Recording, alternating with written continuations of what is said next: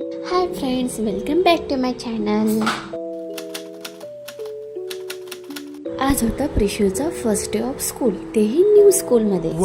Tiffin ready झाला आणि हा तिचा आहे युनिफॉर्म जो तिला स्कूलमधूनच मिळाला आहे. हे बघा, प्रिशू आंघोळ करून युनिफॉर्म घालून रेडी झाली. त्यानंतर तिची हेअरस्टाईल केली आणि तिला बेल्ट लावला. बेल्टही स्कूलकडूनच मिळालाय प्रिशूला. हे बघा, इथे प्रिशू लपली होती कारण तिचे पप्पा आले होते. त्यानंतर आम्ही रेडी होऊन खाली आलो स्कूलला जाण्यासाठी. हे बघा कशी पळती प्रिशू इकडून तिकडे. ती तर खूप एक्साइटेड झाली होती, काय माहित आता काय करते स्कूलमध्ये. नंतर ती बसली गाडीवर, मला म्हणत होती चल ना मम्मा.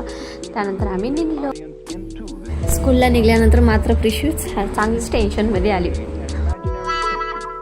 पूर्ण रस्त्याने प्रिशू टेन्शनमध्येच बसली. ती खूप दिवसानंतर स्कूलला चालली आहे. आता ती LKGला आहे. प्ले ग्रुपला आणि नर्सरीला ती तिथे शेजारीच घराजवळ छोटंसं स्कूल आहे, तिथं होती. आता पहिल्यांदाच इतक्या मोठ्या स्कूलमध्ये चालली आहे. त्याच्यामध्ये तिच्यासोबत आम्हालाही भरपूर टेन्शन आले की काय करते, घाबरते की काय.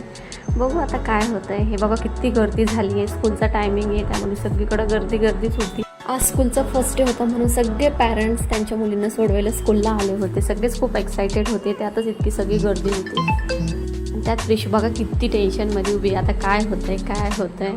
तिची इच्छाच नव्हती. मला म्हणत होती मम्मा नाही जात आज स्कूलला.